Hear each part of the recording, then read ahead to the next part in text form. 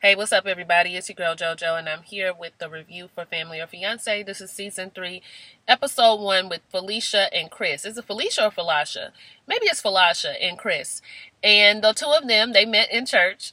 He thought that she was looking good, loved the way she carried herself, and so he came to appreciate her and wanted to date her, wanted to be with her. And so they got together. Now, she does have a daughter. He loves her daughter, sometimes gets teary-eyed thinking about her growing up. When I saw the two of them on screen, I immediately liked them. I liked the way that they communicated with each other, but they were still able to tell jokes in between. This has probably been the first episode so far where I've actually felt like the couple needed to be together, even if the family was not on board, because they communicated well. They had good dialogue with one another. There wasn't a whole bunch of secrets and stuff coming out. So I just really, really liked this couple. So moving on, their love story. Well, Felesha.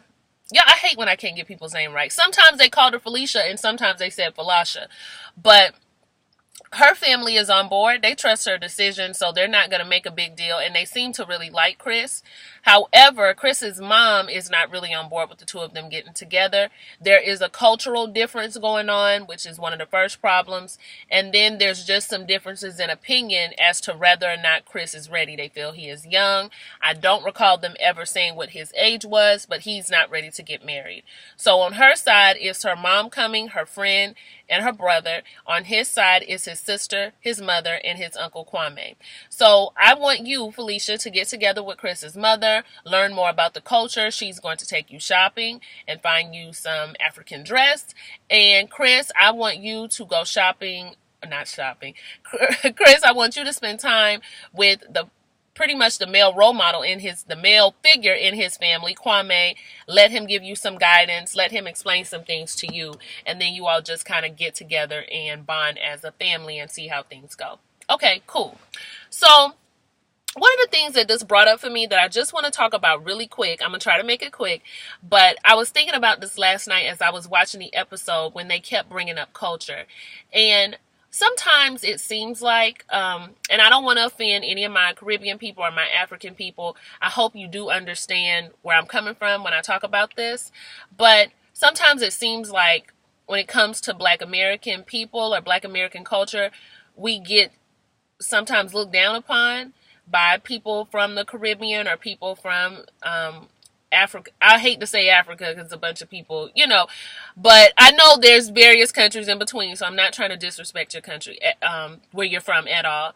But sometimes we get looked down upon, and it's always made me a little bit uncomfortable. However, culturally speaking, I can understand if you were outside looking in and you were coming into America and you see all of the things that we are afforded that other places are not. It can kind of look like, oh, these people are spoiled and lazy and they don't take advantage of this, and they go to school and they major in BS and don't want to work and all of this other stuff. I can see how outside looking in that you would look at our families and oh my gosh, I get so tired of the narrative that all Black people kick their kids out the house at 18.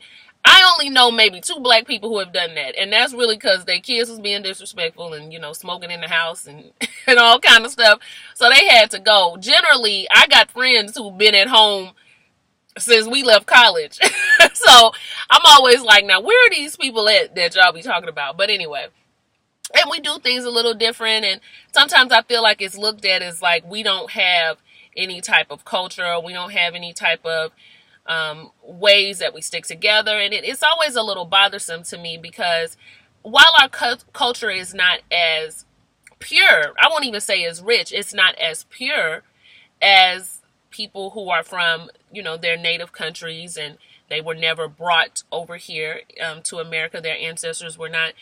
I still feel like as a Black American person, I do have culture. I do exhibit culture.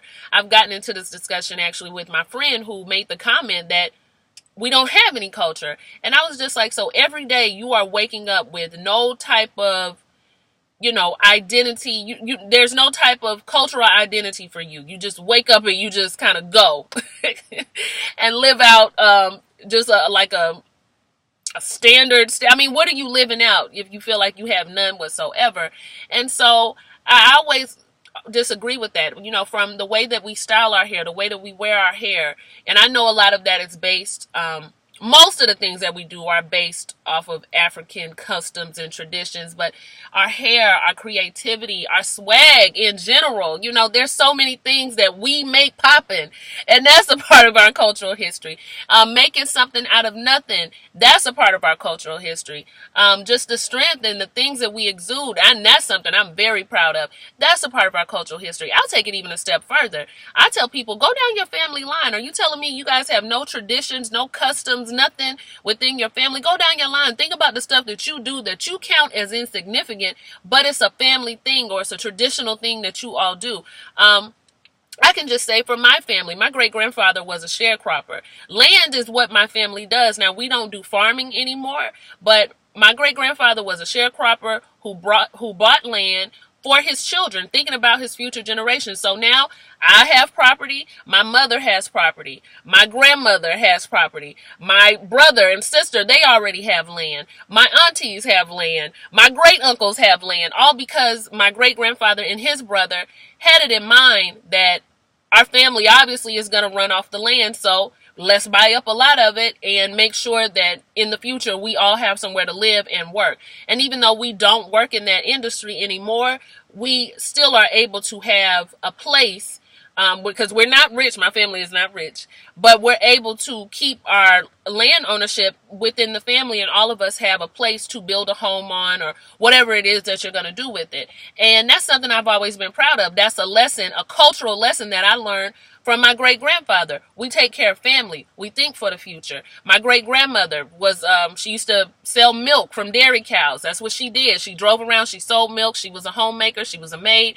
But she always taught me to take care of family first, no matter what. She teaches me things about, side note, if you have a grandmother or a great-grandmother who is alive today, that is a blessing. Spend some time talking to them about your family so you don't feel so warped and lost and left out there and making comments that you ain't got no culture and you don't have any tradition, because that's not really true. And when you find out where you came from, and I mean that on two levels. If you want to get the DNA testing and find out what tribe you were from, that's great. That's beautiful. Do that. But to me, it makes no sense to me to do that and to not have spent any time learning what you know here, your immediate family here, and just throwing that all to the wayside to go focus on this over here. I feel like it's twofold. And I want to do that one day, but I'm very proud that I know who I am in the lineage that I have here. I can trace all the way back to my great-great-grandmother's mother. And I only was able to do that because I spent time talking to my family. I spent time learning. Spent some time. Some of us, it's not that we don't have any culture. We just have bad practices in learning and spending time with people and trying to figure out more about ourselves and our families and where we come from. So spend some time with people in your family. Develop a good cultural practice today of learning from your elders. Okay, that's a cultural practice that we all do. So anyway, I don't want to get off on that tangent too long, and I hope I didn't offend anybody, but I just don't really like when that narrative is spun that we just have no culture. No, it's not as rich. No, it's not as pure, but we have our culture and our traditions here, most definitely, especially depending on what region you're from. Because if you're from Charleston or New Orleans, they're dripped in culture, as well as other places. So when we get the families there, we meet Felesha's family first, and they don't have any issues. They're really just more concerned about getting them down the aisle and meeting the family, and they're there for support for Felesha and Chris. Like, we hope everything goes well. So great there. So when we meet Chris's family, we find out three things, okay? From Kwame feels like you're a little immature, Chris, and there are some cultural differences that we need to address. So again, the cultural differences. And you need the blessing of your mother. Without the blessing of your mother, you can't get married. And you have to earn the respect. You have to earn the blessing. So I had a little bit of a straight face with Kwame, but I understood what Uncle Kwame was saying, and he was kind of cute, so I was peeping. Then the sister says the same thing. I'm just worried. I think you are a little bit immature. I don't really know if this is the right fit, so I'm just trying to see what we can figure out and what's going on. The mother says that you are immature, you're irresponsible, you're not ready, and I don't think the two of you are going to work out. I'm not giving my blessing. I don't think you need to get married. then she moves into, I don't even know how they moved into the conversation of Felesha and her. Oh, because Felicia's family began to speak up about how it seems like you just really don't like my daughter. You don't care for my daughter. I don't really understand why you treat my daughter the way that you do. And she says, well, I don't feel like the daughter is respectful. I don't think she is ready either. She came to my women's event and she was supposed to be talking to the youth, and I looked over and she was on Facebook and she was sitting down, and Chris was like, okay, now see, that's an old situation, Mom. I don't even know why you bringing that up. You using that as an excuse to be upset with her, and she's already apologized. Like, you bringing up old stuff. And then he starts getting a little loud. They start going back and forth, and the mama was like, see, that attitude, that's what I'm talking about right there. He's not ready. He's immature. You see how he speaks to me? You see how he speaks to me? That's how he's going to speak to his woman in his marriage? No. You see he's not ready. So they're going back and forth. And I was just like, now culturally, now what part of the culture is this? Because across the board, I don't care what culture you from, we don't be talking back to our mamas, okay? That's if Italian, Caribbean. What part of this? See, this ain't no cultural thing right here. This is a this is a Chris and mama thing. So don't blame that on the American culture that he he started talking back to his mama. Oh no, no, no. Because they kept suggesting that he grew up in America, and so he's different and he's not in connection with the culture. No, I think Chris is fine with the culture. You know, this is just something with him and his mama. Don't blame us. So Chris ends up walking out, and Felesha is upset with him, but understands that he's frustrated, but doesn't want him to be showing out, because when you start fussing at her, she finds a way to spin it back to me. So when you get frustrated and you get an attitude, it makes her hate me even more. And I don't want to be in that position. Uncle Kwame comes out there, gives him the same advice. Listen, if you want a conversation to happen between you and your mother, if you want your mother to accept Felesha, you can't be having no outbursts like that. Listen, let her speak. Try to understand what she's saying. Go back in there and listen to your mother, because if you don't, this is just going to give her a reason to say that you're immature, because that's what you're acting like. But I understood that Chris was upset, and you know, you don't want to, this is what I love, because a lot of times when a dude is not ready and he's for real in that mama's boy mentality, he will let his mama go off, and he won't even feel any type of way about defending you. Like, he won't even feel like he needs to absorb any of that. So the fact that Chris felt the need to absorb some of that, and the fact that he at least felt like it wasn't okay for her to be bringing up old stuff, and I bet you this happened 3 years ago, that let me know, okay, he really does love this girl. So the shopping trip, right? So they go on the shopping trip, and it looked like it's going to be fun, and the mama's dancing and showing her, you know, how you got to shake your butt with. Side note, child, I went to the club one time. I do have African friends. I have Caribbean friends, and the conversation that I had earlier in the video, I actually, when I got to Houston, because it's a big melting pot, I've been able to be friends with so many different types of people. But I made that my mission a couple of months ago, actually almost a year ago, when we had an inclusion workshop at work. We had a racism workshop and diversity workshop. And one of the things that the instructor said to me, a black lady, she said, how do you expect to share your experiences as a black American woman if you only hang around other black people? And so I made it my mission to have friends from various cultures. I'm in the market, actually, if anybody's Korean and wants to hang out with me. But, you know, make it a point. So I make it a point to have, you know, Caucasian friends, and hang out with my Caucasian friends, my African friends, my Caribbean friends, because then we're able to share experiences with one another. That's why I hope I didn't offend anybody, because I talk about these things and these issues with my friends, and we're able to identify. But yeah, my African friends, they still have like their little groups of things that I might not get invited to, and I know that's because they're so tight knit and they have certain traditions and cultures, so they don't always invite me to everything. However, my Caribbean friends, I don't know if it's because we vacation out there so much or what, they are always, you know, bringing me into stuff. One of them invited me to be in this group, and I found out the group was for Caribbean business professionals. I was like, girl, I'm not Caribbean. And she was like, oh, it don't matter. Just come on, we like you. So yeah, I'm telling you, she's been good to me, that girl. And her best friend here is, from America. She's not from the Caribbean, but yeah, they always are pulling me in. So there's a little bit of differences there, and we've all sat in one room and talked about it. So I hope I didn't offend nobody. But anyway, where was I? So when the mama is dancing and showing Felesha how she got to shake her butt, that just reminded me of going to like the African clubs out here, and it's like a different way of dancing. It's less twerking and more like hip movement, like more of a wind. So I'll be trying to get it, get it down. And the great thing about the men, if you ain't doing it right, they'll teach you. They'll try to get your hips right. And I went to a club out here once, y'all, and I danced all night. I just had such a good time. Even when my feet started hurting, I was still dancing.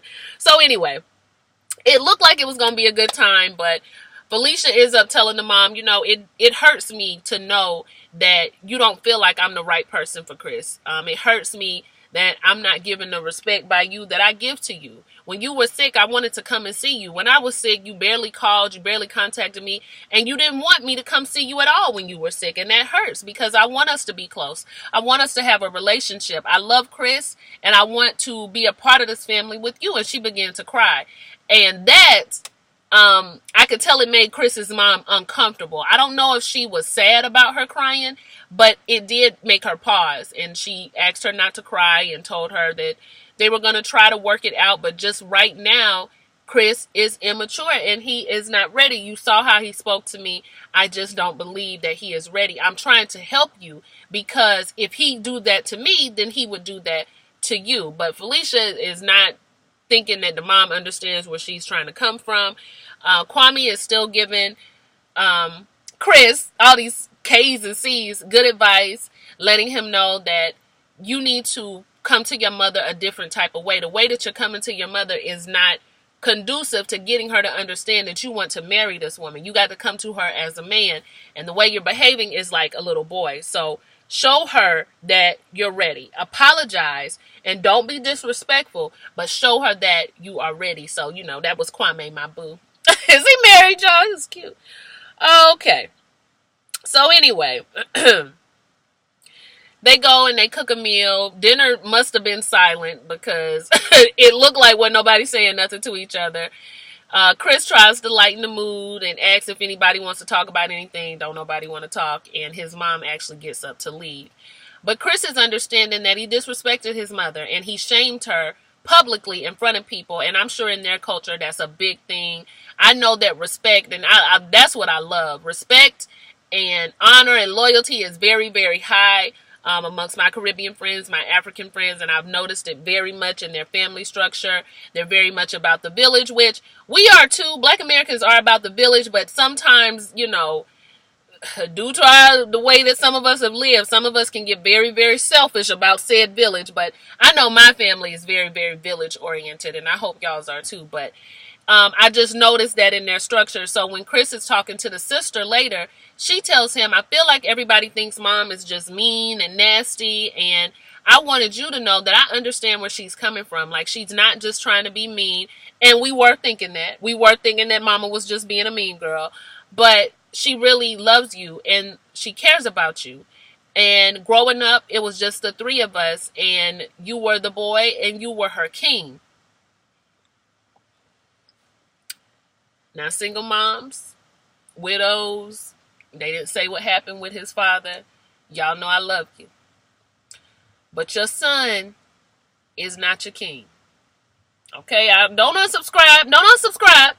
Your son is not your king. He can be your prince, but he is not your king. Your husband, your significant other, that can be your king. Your son is not your king. You can raise him to be a young king to somebody, but he is not your king. You can't put that kind of pressure on your sons. And I see women do it all the time. He's the man in my life. And no, he's not. Okay? He is the son that you are raising. And so it made more sense to me now where we're coming from. It's not that the mama just doesn't like Felesha.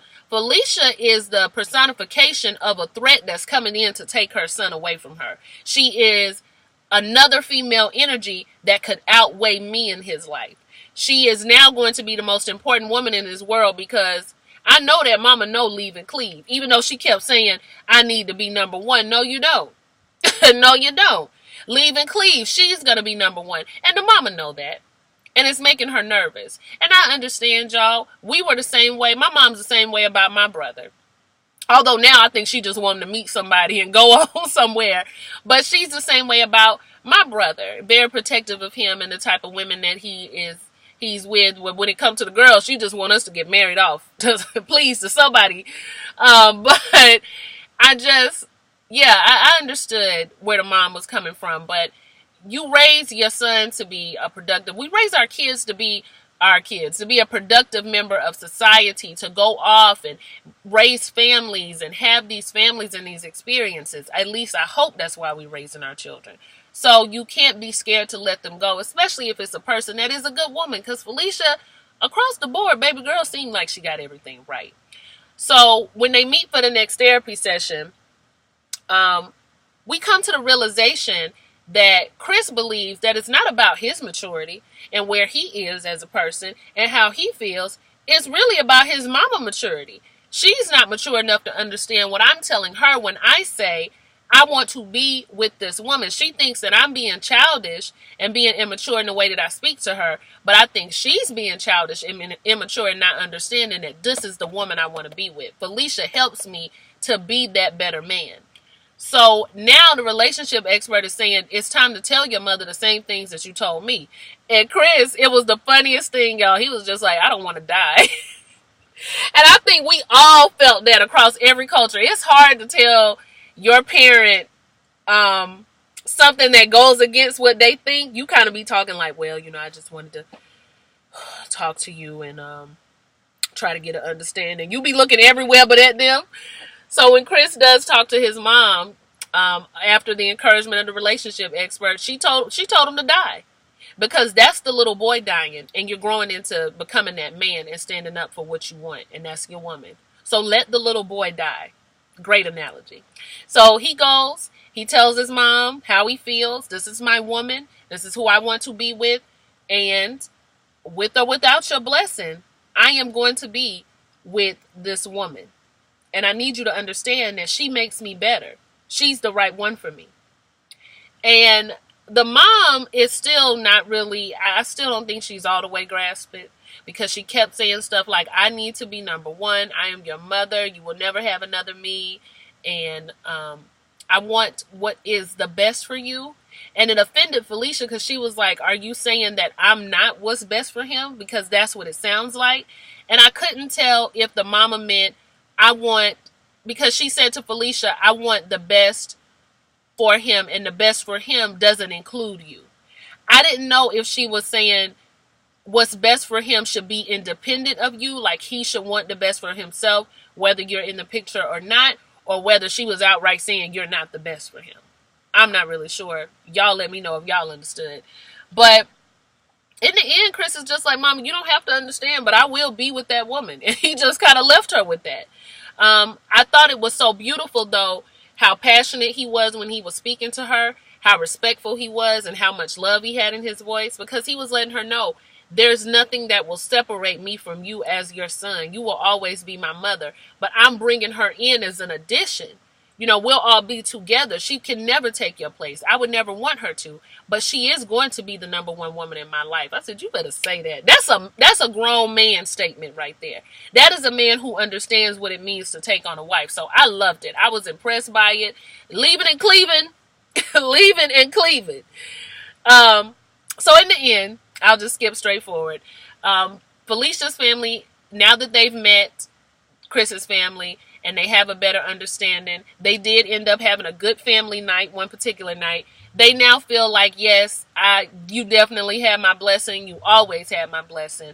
On the other side, Kwame says that the blessing, when he talked about it being earned, he feels like Felesha came up front, upright. She wanted to work it out. She's a good young lady. And the blessing for me has been given because you all have shown that you deserve it. So, okay. Kwame, I felt like you was tripping at first when you talk about earned and deserved, but okay, I get it. The sister says, I do give you my blessing. Now that I've been here, I met everybody, I spent time with your family, and she gives her blessing. The mom does give the blessing, but it came with conditions. Because if you disrespect me again, I will take my blessing back. I said, you can't take it. Don't nobody care once the paperwork is signed. You can take back whatever blessings you want. We getting married. So beautiful ending to a beautiful story. They get up. Felesha and the mom hug, and she says, I welcome you into my family, not as my daughter-in-law, but my daughter-in-love.